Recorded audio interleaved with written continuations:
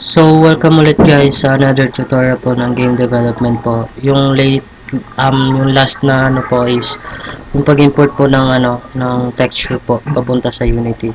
Then, if na-import nyo na po papunta sa Unity yung picture na dinownload po natin, pwede na po natin siyang i-add sa texture po, then select. Hanapin po natin yung mountain rock texture. Then, select add po. Then, yun po. Makikita nyo po na nagbago po yung texture. Kung ano po yung texture na kinuha natin, ito na po yung nangyari. So, okay. That's how we do it. So, yun lang po yung basic na ng texture po. Kung gusto nyo po magbago yung design ng terrain nyo po. Yung ginawa ko pong blue na material po kanina, yung kakadelete ko lang po yun po is drinadrag po lang sa plane para magkaroon po siya ng kulay. For example, ito po. Ito rin po yung parang ginawa ko po dati para hindi po masyadong malag yung laro ko. Gumawa po ako ng plane. Ito po, plane. Yan po. Ito po yung ng plane. Ano po ako niyan. Ito po yung ginawa kong terrain mismo. Then, drinag ko lang po yung blue na texture papunta dyan. So, para nagmukha na po siya talagang, terrain. Alternative way para sa optimization po ng laro. Which is, di pa po natin pwede i-tackle kasi from the scratch po tayo mag-uumpisa. Then, okay, tapos na po yung terrain. So, paano po mag-add ng characters po dito sa Unity 3D? For now po, ang gagamitin po nating character is yung mismong plugin na dito sa Unity. So, from asset po, import package po. Then, punta lang po tayo dito sa characters. Then, save all po. Then, hintayin lang po natin siyang ma-import. So, pagka-import niya po, select import lang. Sorry.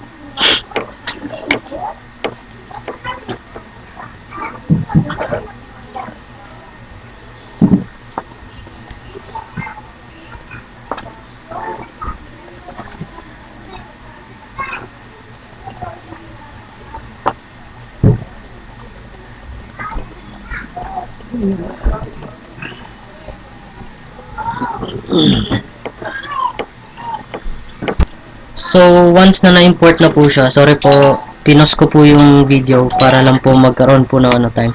So, once na na-import na po siya, punta po tayo sa standard, assets, then punta po tayo sa characters, then mamili na lang po kayo kung ano yung prefer nyo po is third person or first person po. So, for now po, ito po yung gagamitin natin, first person po, then yung FPS controller, drag lang po natin dito. Then, delete po natin yung camera natin. Then, ito na po kasi magsisilbing natin. So, adjust lang po natin siya ng konti sa taas. Then, ikot. Yan po. So, kung i-play po natin siya, ito po yung kalalabasan. Yan po. Bali po, yan po natin siya. Wow. Yan po.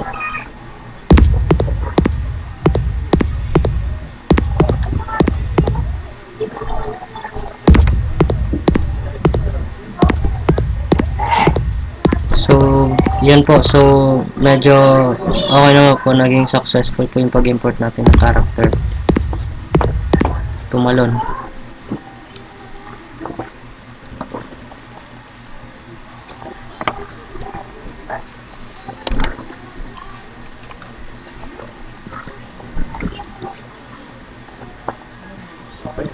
Saan tao? Okay na.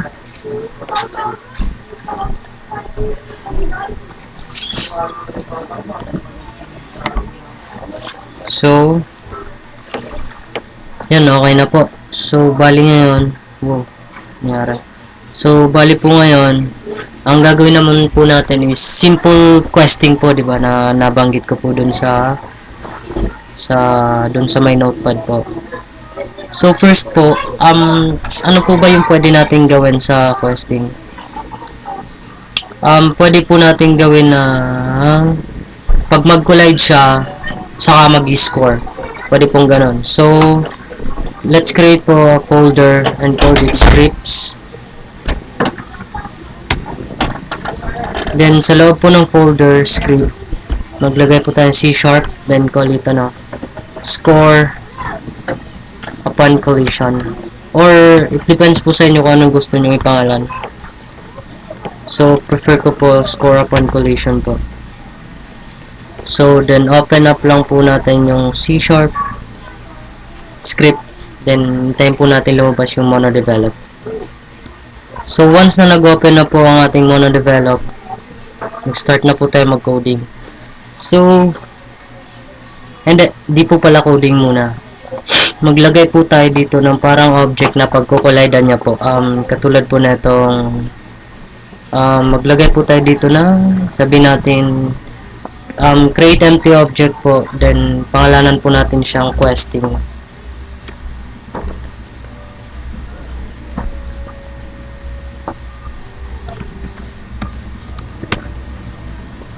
So, sa loob po ng questing, mag-create po tayo ng 3D object, tapos cube po. Then, yan po. I-place lang po natin siya kung saan man natin po siya gusto. Ito po yung magsisilbi muna nating item para po, dun sa pag-collide po ng character, din magkakaroon po ng score. So, sabihin po natin ganyan. Mga dalawa. By the way po, yung FPS controller po, yung tag po natin, paki-ano lang po sa player. So, kasi gagamitin po natin yan para sa pag-compare po ng tag.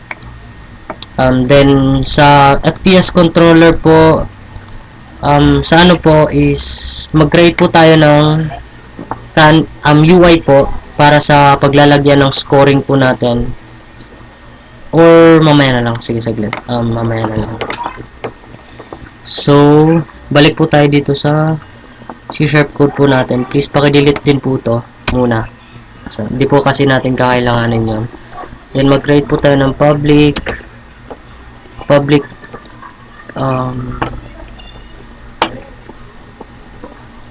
diretso na po. Void on collision enter.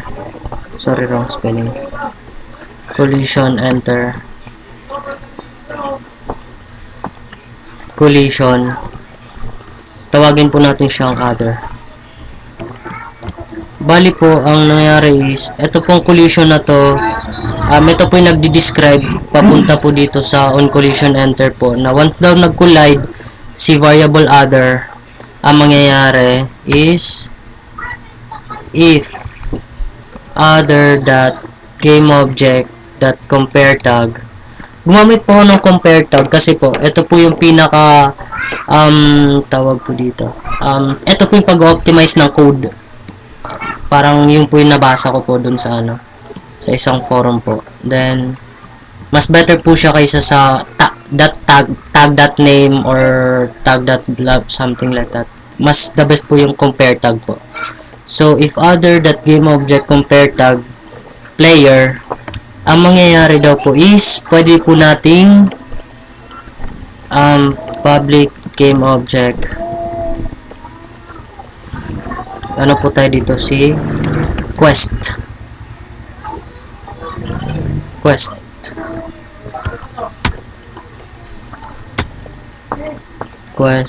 then si quest daw is gagawin nating array. So, bale,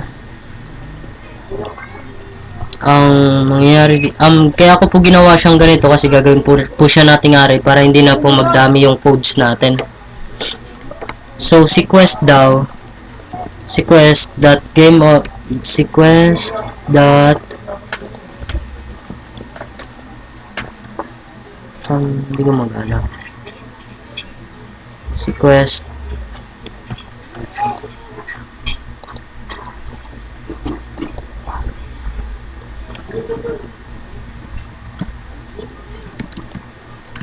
so, gawin po natin ganyan. So, basically po, di na naman po tayo abot kasi 10 minutes lang po. So, sa susunod na video po, tutuloy po natin. Salamat po, bye-bye.